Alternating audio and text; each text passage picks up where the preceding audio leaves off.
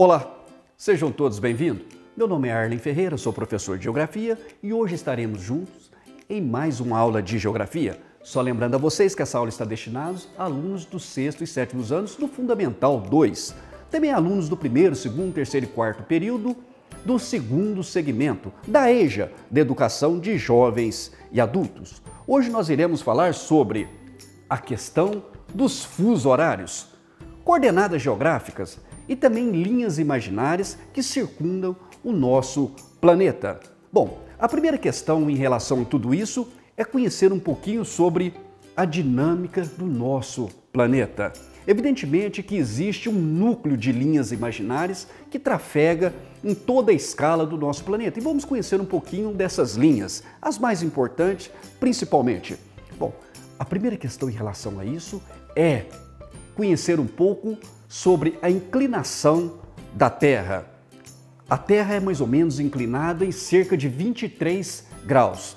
Essa inclinação faz com que a Terra, na realidade, dá origem às estações do ano. Essa dicotomia, essa diferença entre uma estação e outra, por que no hemisfério sul, por exemplo, é inverno e lá no hemisfério norte é verão? Por que no hemisfério sul é outono e lá no hemisfério norte é primavera? Justamente por conta da inclinação da Terra. Essa inclinação faz todos esses fenômenos serem consecutivos anualmente. Vamos conhecer um pouquinho dele. Bom, nós temos na realidade uma oscilação que vai de 22 a 25 graus, ou seja, a Terra trabalha um pouco na diagonal, porque na interpretação dos nossos alunos, eles imaginam que a Terra trabalha no sentido anti-horário de maneira horizontal. A grande verdade é que isso não acontece. Vamos caminhar mais um pouquinho. Essa imagem aqui ela é muito interessante porque geralmente nós imaginamos, quando nós falamos em linha do Equador, Trópico de Câncer, Trópico de Capricórnio, a primeira interpretação dos nossos alunos simultaneamente é entender que essas linhas verdadeiramente existem. Na realidade, não. São linhas imaginárias, ou seja, traçadas num processo arquitetônico, matemático, certo? A imagem mostra justamente essas linhas. No sentido paralelo, horizontal, nós temos os paralelos, que é igual latitude. Então, a latitude vai do extremo norte até a linha do Equador e do extremo sul até a linha do Equador. Na realidade, um dos paralelos mais importantes é a linha do Equador. Então, nós temos, na realidade, 90 paralelo do Equador ao norte e 90 paralelo do Equador ao sul. Consecutivamente, também temos as longitudes, que são linhas imaginárias que cortam o nosso planeta no sentido vertical. Vamos conhecer mais um pouquinho sobre essas questões. Bom, a primeira questão em relação a tudo isso é conhecer os paralelos. Os nossos alunos sempre tiveram uma dificuldade muito grande de gravar essas linhas, porque umas é na horizontal, outras são na vertical, e isso causa uma certa confusão. Mas geralmente existe algumas regrinhas, alguns diques que nós utilizamos para meio que entender isso. Na realidade, quando nós falamos de paralelos, eu até falo para o aluno, lembra de duas ruas paralelas, são duas ruas que passam paralelamente juntas, não é? Seriam as linhas paralelas, ou seja, as linhas que cortam o nosso planeta Terra no sentido paralelo. Vamos a elas. Bom, o paralelo mais importante é a linha do Equador. Subsequente, temos os outros paralelos, né? A linha do Equador, por que é o paralelo mais importante? Porque é justamente a linha do Equador que faz com que o nosso planeta seja dividido em dois hemisférios. O Equador, na realidade, aí o nosso aluno poderia imaginar, professor, mas o nosso planeta não é redondo? É uma esfera, mas não é uma esfera perfeita. Na realidade, o formato do nosso planeta é geodal, é um formato arredondado, mas extremamente deformado, com morfologia muito deformada, tá certo? O que acontece aqui? Os paralelos são extremamente importantes, porque são justamente os paralelos que vai se confrontar perpendicularmente com as longitudes, ou seja, com as linhas que cortam no sentido o contrário, no sentido oposto, paralelo horizontal e longitude no sentido vertical. Vamos conhecer mais um pouquinho. Essa imagem aqui ela é interessante porque ela agora vai fazer serviço oposto. Agora ela está mostrando na realidade as longitudes. Qual que é as linhas mais importantes? A linha mais importante dos meridianos, que é a relação com a longitude, quando eu me refiro à longitude, eu estou me referindo diretamente aos meridianos. Portanto, o meridiano mais importante é o meridiano zero, porque é ele que vai dividir a Terra no sentido leste e no sentido oeste. Muito parecido com a linha do Equador, que vai dividir a Terra no sentido norte e sentido sul, tá certo? Nós temos na realidade, então, o meridiano zero, que é o meridiano de Greenwich. Depois nós vamos entender um pouco da importância desse meridiano, que tem 180 meridianos para leste e 180 meridianos para oeste, que vai te dar uma conjuntura de 360 meridianos, que é uma circunferência completa, tá certo?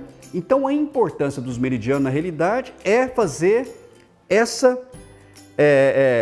medição de leste a oeste. Vamos compreender mais um pouquinho sobre essas questões. Bom, havia uma dicotomia muito grande, principalmente depois da segunda revolução industrial, em escala mundial. Não havia um horário pré-estabelecido, porque cada país trabalhava com o seu horário. Imagine isso no século XVIII, no século XIX, no auge da segunda revolução industrial, a questão do horário. Um país precisava de vender para outro, nas capitanias, nesse processo, nesse tráfego comercial, as horas eram extremamente importantes. Portanto, as horas ainda não eram definidas em escala mundial. O que aconteceu? Em 1884, em Washington, as grandes potências mundiais, sobretudo potências vinculadas ao mercado mundial, se reuniram e fecharam então o Tratado de Washington. O que foi o Tratado de Washington? Na realidade, o Tratado de Washington foram estipular uma hora padrão para o mundo seguir a mesma hora. O que eles fizeram então? Como a Inglaterra era a grande potência daquele momento, a grande potência comercial daquele momento, se definiram então que o meridiano zero, ou seja, o fuso zero, seria ele, o precursor para iniciar as horas mundiais, ou seja, para iniciar a hora mundial. Significa o quê? Que o meridiano zero, que é o meridiano de Greenwich, aí eu falei sobre a importância da questão do meridiano de Greenwich, as horas seriam contadas a partir dele. Para que isso, professor? Para justamente desfazer essa disparicidade que era a questão das horas mundiais, porque eles na realidade precisavam entender e unificar a hora, justamente para acertar a questão do mercado mundial. Você imagina, os Estados Unidos precisavam vender para a Europa para a Ásia para a América, né? E como que isso funcionava se você não tinha uma hora estabelecida? Justamente para resolver esse problema. Então colocaram o fuso zero, ou seja, o meridiano zero, que é o meridiano de Greenwich, como meridiano inicial para fazer, então, a estipulação das horas mundiais, tá certo? Vamos caminhar mais um pouquinho. Então, qual a importância do meridiano de Greenwich? Na realidade, o meridiano de Greenwich é o marco zero, certo? De longitude. A direita é a parte leste do mundo, a esquerda a parte oeste do mundo, ao contrário da linha do Equador, que divide a Terra em norte e sul, certo? E o meridiano de Greenwich confronta com o ponto zero da linha do Equador. E é o meridiano mais importante porque é a partir do meridiano de Greenwich, do meridiano zero, que passa na Inglaterra, em Londres especificamente, que passaram então a estipular uma hora universal, tá certo? Então todas as horas do mundo têm como referência o meridiano de Greenwich, justamente para acertar essa questão da hora mundial, que foi um problema muito grande lá no século XIX, como foi dito antes. Vamos caminhar mais um pouquinho aqui. Agora, olha que interessante, se nós observarmos de maneira holística, ou seja, de maneira geral, nós temos 360 meridianos, tá certo? Essa circunferência, ela termina em algum lugar para começar as horas outra vez, ou seja, 24 horas, tá certo? Volta a zero. 24 volta a zero. O que acontece? Na realidade, então, você tem a linha internacional da data. Ou seja, é uma linha também imaginária que fica lá no Oceano Pacífico que vai fazer esse marco final e marco inicial. Significa o quê? A oeste da linha internacional da data, você está num dia. A leste dessa linha, você está em outro dia. Bom, ilhas que ficam, vou supor que está no Natal ou no Ano Novo. Se você está antes da linha, acontece o Natal ali num dia, está certo? Depois da linha já aconteceu o Natal. Na realidade, o seu Natal está acontecendo depois. É até uma história muito interessante que conta que navegantes que moram ali no Pacífico ali passam o Natal duas vezes, né? Mora, por exemplo, na região depois da linha, acontece o Natal, e ele volta para uma ilha que fica antes da linha, né? E passa o Natal de novo, porque ela chama linha internacional da data, porque ela é o marco divisório entre um dia e outro, tá certo? Vamos caminhar mais um pouquinho. Coordenada geográfica. Principalmente para os nossos alunos, há uma grande preocupação e talvez grande dificuldade de compreender um pouquinho essa escala mundial quando nós falamos sobre a questão do horário de todos os países, da cidade e daí por diante. Eu falei para vocês no início que nós temos o meridiano de Greenwich como referência e é justamente isso mesmo. O que acontece? Como nós temos o meridiano de Greenwich, ele é a base estrutural para as horas mundial.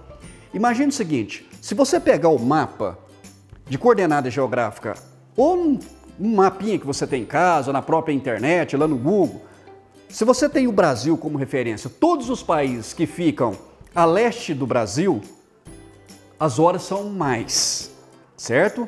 Se esse país fica a oeste do Brasil, as horas são menos. Professor, mas como que eu vejo isso? Você tem os meridianos. Cada meridiano é uma hora, tá certo? O que acontece? Se tem um país que fica 3 meridianos a leste do Brasil, então são 3 horas a mais. E assim por diante. É claro que na realidade, aqui nós estamos fazendo de maneira holística, né, geral, esse conteúdo. Mas é muito simples, porque é essa ideia que é preciso ficar concretizada na cabeça dos nossos alunos. Tá certo? Vamos caminhar mais um pouquinho. Caminhando agora para o Brasil, é interessante porque quando a gente fala a questão dos fusos horários em escala mundial, nós vimos que o meridiano de Greenwich definiu a hora mundial. Ou seja, todos os países então passaram a contar suas horas a partir do meridiano de Greenwich. Mas o Brasil também tem uma problemática em relação à questão dos meridianos, porque é um país muito extenso, tanto de maneira horizontal como de maneira vertical, no sentido leste-oeste, como de norte a sul. Você tem praticamente quase 4.400 quilômetros para você ir de um extremo ao outro. E isso fez com que o Brasil tivesse mais de um meridiano, ou seja, no Brasil você tem 4 meridianos, não é? Até o século XIX não havia tanta preocupação em relação a isso, porque o nosso mercado estava vinculado justamente à parte litorânea brasileira. Mas depois do século XIX, já para o século XX, já com o mercado integrado, houve a necessidade de então estipular necessariamente 4 meridianos para o território brasileiro, tá certo? Então, se você pegar